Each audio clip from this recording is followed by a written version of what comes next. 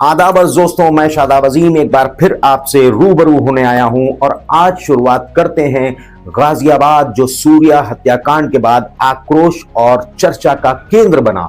ईद उल अजहा यानी बकरीद के दिन असद ने सूर्या को फोन करके बुलाया और अपने दोस्तों के साथ मिलकर उसकी छुरी मारकर हत्या कर दी।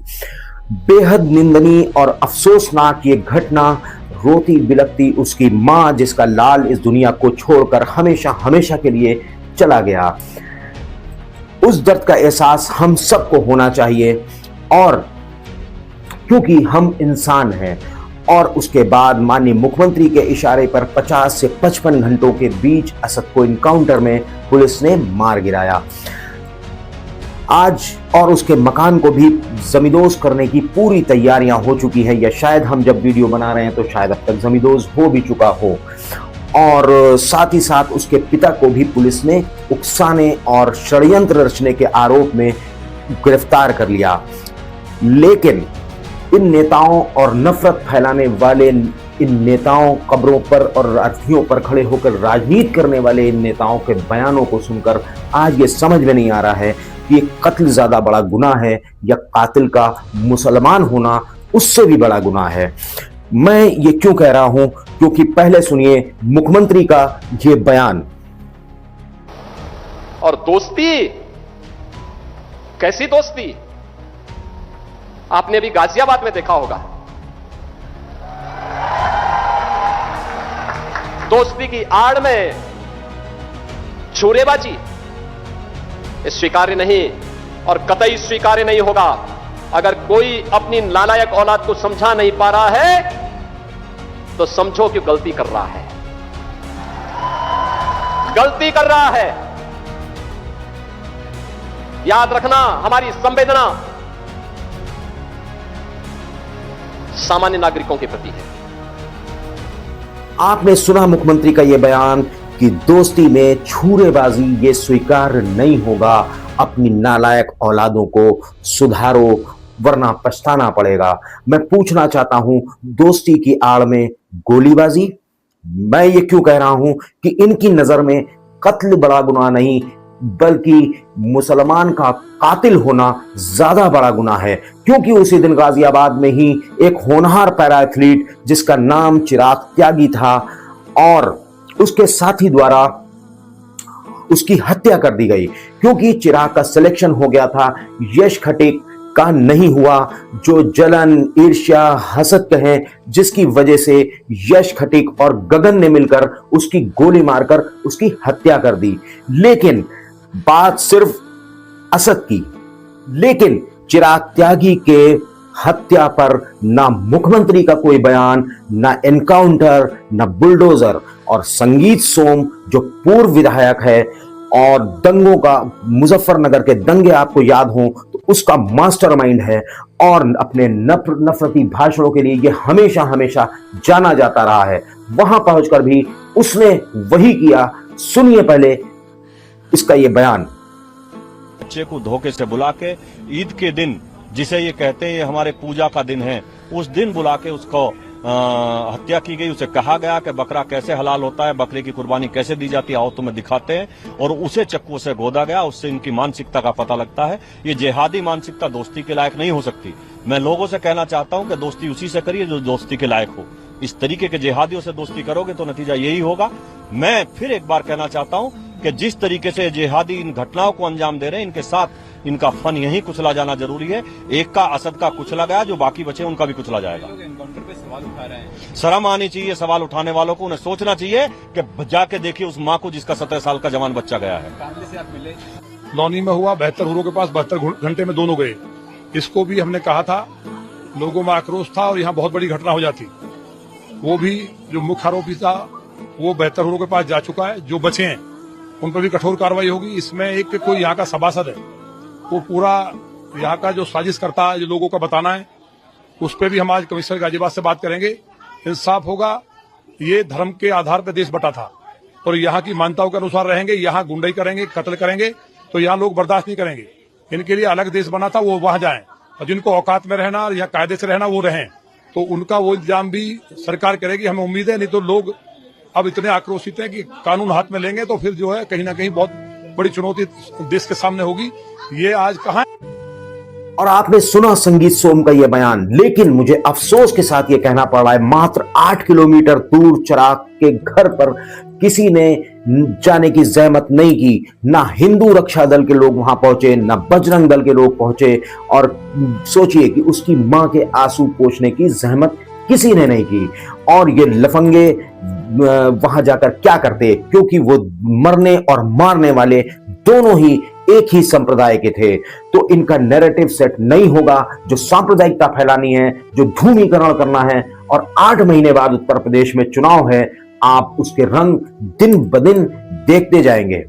साथ ही साथ सूर्या मर्डर केस में लोगों के साथ मीडिया चैनल भी जिस तरीके से बताते नहीं थक रहे हैं, आज 4 दिन बाद भी, कि असद ने उसको फोन करके बुलाया और कहा कि तुमने क्या बकरा कटते हुए देखा है, और या कहकर उसे मार दिया, कोई कह रहा फाड़ दिया, कोई कह रहा चीर दिया, और इस तरह की बातें।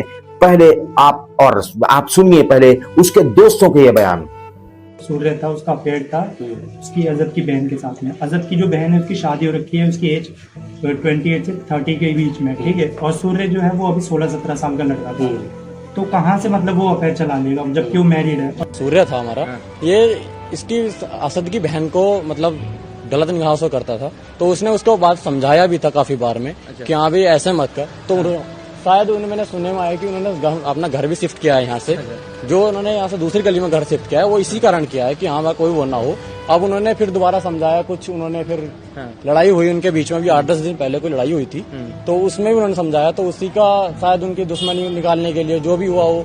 असद की एक बहन थी, उसकी शादी हो गई थी, उसकी एक ही बहन थी। हाँ है? जी। तो फिर किस बहन को गलत निगाह सर उसी को देख रहा होगा ना, वो तो जो भी होगा उसके बहुत पहले का मैटर चल रहा है सर, वो अभी का नहीं। मैं कहना चाहूंगा कि आप अगर यही बात को उल्टा कर लीजिए कि सूर्या की बहन के साथ असद का कोई ऐसा रिश्ता होता या कुछ भी होता, तो असद ही मारा गया होता, तो यही लफंगे, ये 2 कौड़ी के गुंडे आज जो जिहादी और न जाने किस किस अल्फाजों से हमको और आपको नवाज रहे हैं, और तब ये कहते कि ये लव जिहाद कर रहा था और इसका कत्ल को ये जस्टिफाई कर रहे होते। आज मुझे अफसोस के साथ ये कहना पड़ता है, और ये सब कातिल के साथ खड़े होते, वहीं किसी माँ का चिराग हमेशा के लिए बुझा दिया गया और उसके आंसू पोंछने। इसमें से कितने लोग वहां पर पहुंचे, इनकी मानसिकता, इनकी नियत देखिए। और अब तो लगभग 8 महीने उत्तर प्रदेश के चुनाव में बचे हैं, तो आपदा में अवसर तलाशने वाले, ये नफरत फैलाने वाले लोग, कब्रों और अर्थियों पर राजनीति करने वाले लोगों की लगातार आप इनकी कारकर्दगी को देखते रहेंगे। और मैं कहना चाहूंगा कि इसी दिन, बकरीद के ही दिन, जहांगीरपुरी दिल्ली में अरबाज नाम के एक लड़के की हत्या की, जिसका कातिल सौरभ था। अब सब खामोश आपको नजर आ रहे होंगे। 2 जून 17 साल के अभिषेक की हत्या आरोपी नोनू, नितेश, विवेक और जीवन ने चाकू मारकर अभिषेक का जीवन हमेशा हमेशा के लिए खत्म कर दिया। आप सोचिए, क्या आपको उस घर पर कोई जाता दिखा? सिगरेट के विवाद में लखनऊ में शिवम, जो बीजेपी का युवा मोर्चा का नेता भी बताया जाता है, उसको गोली मारकर उसकी हत्या कर दी गई। No encounter, no bulldozer. Lucknow में प्रॉपर्टी डीलर संदीप की हत्या हुई, जिसके तार जौनपुर से जुड़े बताए जा रहे हैं। 20 सड़क पर खुले आम दिन दहाड़े उसे गोली मारकर हत्या की गई। उसके लिए आपने इनकाउंटर नहीं देखा होगा। फिरोजाबाद में जितेंद्र पाठक ने 1.5 साल के एक मासूम बच्चे को सड़क पर पटक पटक कर मार डाला और कोई इनकाउंटर नहीं हुआ, उसका हाफ इनकाउंटर हुआ। और आगे सुनते जाइए, no bulldozer, no encounter. Lucknow में 8 साल के 19 की हत्या मैं आपको याद दिलाना चाहूंगा कि जो आलमबाग के रहने वाले थे और उन्हें बर्थडे पार्टी में उनके उस बच्चे के ही दोस्त उसे बुलाकर ले जाते हैं और उसकी सर पे यहां पर गोली मारकर उसकी हत्या कर दी जाती है। और उस पे जाहिर बात है कि भारतीय जनता पार्टी के कद्दावर नेताओं से उस बच्चे के तार जुड़ते नजर आए। और ब्रिजेश पाठक जो डिप्टी सीएम है उत्तर प्रदेश के, इनके साले का बेटा वो बच्चा बताया गया और उसे प्यार से मोहब्बत से बाल सुधार गृह में भेज दिया गया। मैं रिपोर्ट देख रहा था और कई पुलिस के बड़े अधिकारी जो पूर्व में रहे हैं उनका ये कहना था कि जब कोई बच्चा कत्ल कर सकता है तो जाहिर बात है कि उसका भी कोर्ट में जैसे बड़ों पे केस चलाया जाता है, यानी जुनाइल जस्टिस की उसकी जरूरत नहीं है। लेकिन उनैस के मामले में इन सब चीजों को दरकिनार करते हुए उसे प्यार और मोहब्बत के साथ उसे जुनाइल जस्टिस कोर्ट में पेश किया गया और उसके बाल सुधार गृह में भेज दिया गया। यानी आप इनका इंसाफ या इनके सांप्रदायिकता आप खुद अंदाजा लगाइए और देखिए कि सूर्या मर्डर केस की आड़ में अब तक न जाने कितने मदरसे गाजियाबाद में सील किए जा चुके हैं और कितने मदरसों की निशानदेही करी जा चुकी है। जबकि बता दूं कि इन दोनों का ताल्लुक पढ़ाई लिखाई से बिल्कुल नहीं था और ये दोनों न दीनी न दुनियावी किसी भी तालीम से नहीं थे, लेकिन फिर भी असद को जोड़ कर देखा जा रहा है मदरसों के साथ। यानी इनका टारगेट कुछ और है, इनका सिर्फ और सिर्फ मुसलमानों पर इस्लाम को बदनाम करने की जो साजिशें आज इस पूरे उसमें हो रही हैं और लोगों के दिलों में एक सांप्रदायिकता का जहर जिस भी तरीके से घोला जाए उसे घोलने की हर मुमकिन कोशिश ये कर रहे हैं। लेकिन आज सवाल ये है, लगातार बच्चों के दिमाग में ये हिंदू मुसलमान का नैरेटिव गढ़कर उन्हें कातिल बनाया जा रहा है, उन्हें दरिंदा बनाया जा रहा है। इस पर हम लोग पहले भी बात कर चुके हैं। दिल्ली में एक पूरा गैंग है जिसमें सब नाबालिग बच्चे हैं, कम उम्र के बच्चे हैं। सोचिए कि 16-17 साल के वो बच्चे जिन्हें हथियार दिए गए हैं और जो लगातार लूट कर रहे हैं, कत्ल कर रहे हैं। आपने सुना होगा दिल्ली में क्राइम इंतहा से ज्यादा बढ़ता जा रहा है और ताकि ये प्री प्लान तरीके से बड़ी सोची समझी साजिश के साथ ये कर रही है आरएसएस, क्योंकि जब वो पकड़े जाएं तो जुनाइल जस्टिस में उनका मुकदमा चले और जल्द से जल्द वो बरी हो जाएं। लगातार आप सोचिए कि पढ़ाई से इन्हें दूर किया जा रहा है, स्कूल कॉलेजेस बंद किए जा रहे हैं, कॉलेज में विश्वविद्यालयों में आरएसएस की संघ की शाखाएं लगाई जा रही हैं। नफरती भाषण आप रोज खुलेआम बड़े बड़े नेताओं, बड़े बड़े पद पर बैठे लोगों की बातें और उनके भाषणों को आप सुनते हैं। इसका एक नमूना आपने मुजफ्फरनगर के एक स्कूल में देखा होगा, जहां एक दिमागी तौर पर और जिस्मानी तौर पर भी वो अपंग औरत जो संघी मानसिकता से पूरी तरीके से ग्रस्त थी, जो एक 8 साल के मासूम बच्चे को खड़ा कर और वही मासूम बच्चे जो हिंदू थे उनसे उस मुसलमान बच्चे को पिटवाने का काम करती है। आप सोचिए, ये गोसे बनाने की एक तैयारी है। आज क्या हमारा देश महात्मा गांधी का देश रह गया है कि गोसे का देश हो गया है? आप इस बात पे जरूर विचार करिए और पहले देखिए ये जिस्मानी और मानसिक रूप से ये अपंग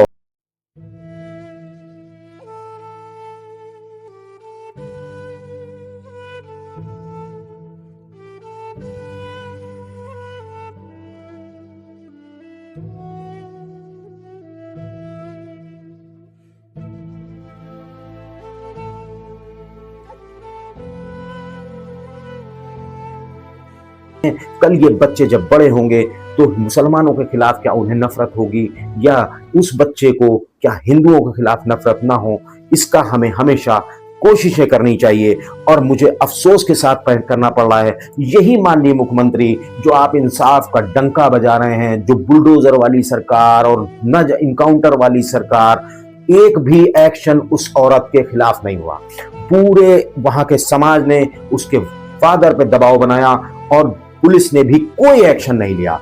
आज भी वो औरत उसी तरीके से सुकून के साथ रह रही होगी और नफरतें बच्चों में बांट रही होगी। कहना चाहूंगा कि खून दाढ़ी वाले का बहे या टीके वाले का बहे, हम सबको दर्द होना चाहिए। हम सबको ऐसे मौके पर एक दूसरे के साथ खड़े होना चाहिए। मैं जरूर कहूंगा कि आपका बच्चा कातिल बने या किसी के द्वारा कत्ल हो जाए, नुकसान सिर्फ हमारा और आपका होगा, नुकसान इस देश का होगा, लेकिन ये बे औलादों को कोई दर्द नहीं होगा। ये इनकी राजनीति है, इस बात को आम जनता को समझने की जरूरत है। जैसा कि आपने सुना होगा, लगातार आप देख रहे होंगे ये न्यूज, दिल्ली के एक होटल में भीषण आग लगी, 21 लोगों की जलकर मौत हो गई। देश के वजीर आजम, देश के प्रधानमंत्री माननीय नरेंद्र मोदी जी को शोक संवेदना व्यक्त करने की रस्म उन्होंने निभाई। दिल्ली के मुख्यमंत्री को भी अगले दिन ये शोक संवेदना जाहिर करने का मौका मिला।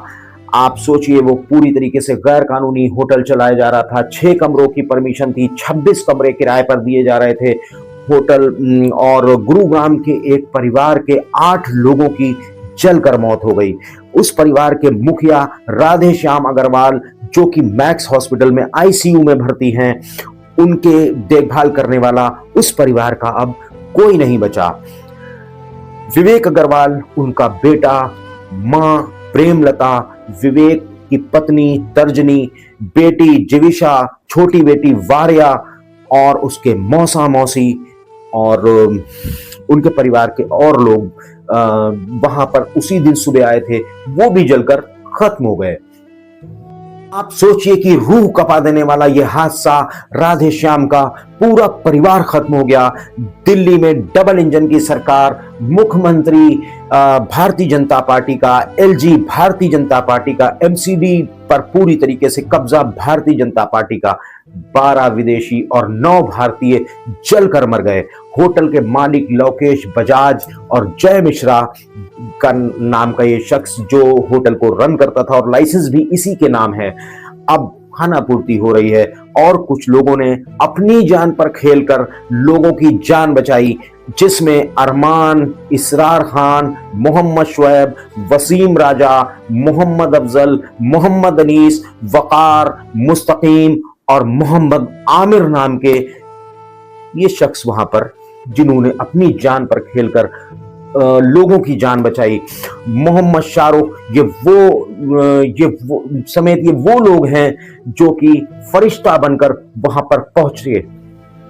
आप देखिए कि एक आपने देखा होगा कि चर्चा का विषय रहा एक गरीब आदमी जो भंडारे में मुसलमान था, जिसके हाथ से इस लफंगे ने प्लेट छीनी, जिसका नाम पिंकू चौधरी है, और ये हिंदू रक्षा दल के नाम से एक संगठन बनाए हुए है, सरकारी संरक्षण प्राप्त है इसको, दक्ष चौधरी, और इसके तमाम ये लफंगे जो सूर्या के घर तो पहुंचे और वहां पर इन्होंने सांप्रदायिकता का जितना भी बातें कर सकते थे वो की, लेकिन न ये चिराग के घर पहुंचे, न ये दिल्ली पहुंचे। मैं कहना चाहूंगा कि ये किसी भी आपको सामाजिक जगह पर आपको नहीं मिलेंगे जहां किसी की मदद हो, जहां किसी के लिए कुछ काम अच्छा करना हो। ये हर उस जगह मिलेंगे जहां पर इनको सांप्रदायिकता फैलानी हो, लोगों में नफरत फैलानी हो, और इसी तरीके के काम के लिए ये मशहूर हैं। क्योंकि आज राजनीति बिल्कुल उलट चुकी है। आप देखिए कि पहले आपको पढ़े लिखे लोग बड़े बड़े पदों पर मिलते थे,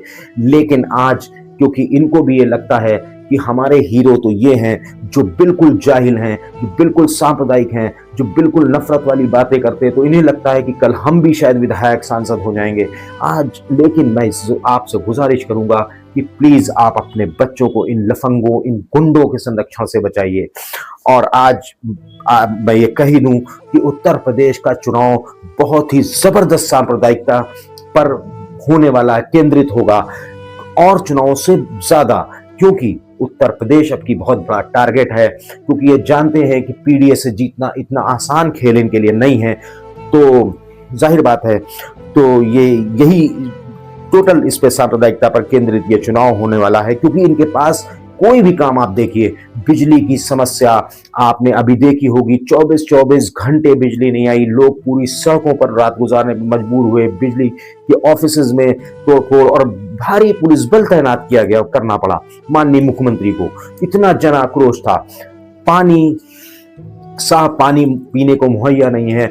शिक्षा का क्षेत्र में देख लीजिए, स्कूल कॉलेजेस बंद हो रहे हैं, फीस महंगी होती चली जा रही है, बच्चों को शिक्षा से दूर करने का काम किया जा रहा है। स्वास्थ्य देख लीजिए, सड़क, बिजली, पानी, शिक्षा, स्वास्थ्य सब कुछ तबाह कर दिया है। 9 साल में आज इनके पास अपने काम बताने को कुछ भी नहीं है। आप देखिए जिस स्टेट में जाते हैं तो वहां पर अपने काम नहीं बता पाते कि हमने 9 साल में उत्तर प्रदेश में क्या किया। हमने बेहतरीन हाईवेज बना दिए, सड़कें बना दी, ब्रिजेस बना दिए, ब्रिज बन रहे हैं तो वो गिरे जा रहे हैं बीच कंस्ट्रक्शन में। आप सोचिए ये हालात हैं भारतीय जनता पार्टी के इन लोगों के द्वारा किए गए कामों के। और मैं चलते चलते ये कहूंगा कि भाई मुजरिम है तो उसको न सहारा देंगे, साहिब ईमान है हम साथ तुम्हारा देंगे। मगर तुम जुल्म मिटाने को नहीं उठे हो, तुम उठे हो दुनिया को दिखाने के लिए, अपनी लुटती हुई इज्जत को बचाने के लिए। तुम जुल्म से बाज ना आए तो पछताओगे, जुल्म से जुल्म को मिटाओगे तो मिट जाओगे। और इसी के साथ मैं आपसे विदा लेता हूं, फिर मिलते हैं। खुश रहिए, आदाब, जय हिंद, जय भारत।